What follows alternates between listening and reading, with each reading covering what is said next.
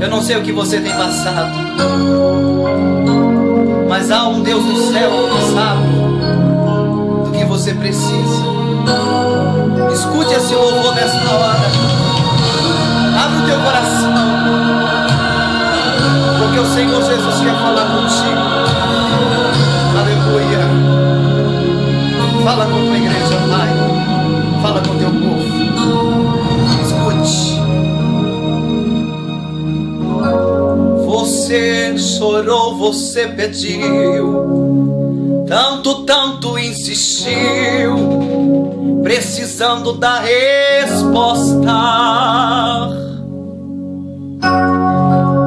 Já não faz nenhum sentido a vida que estás vivendo, de fracasso e derrota. Tão sozinho e sem sorte, no vale da sombra da morte, pensando que já é o fim. Não é o fim não, aleluia.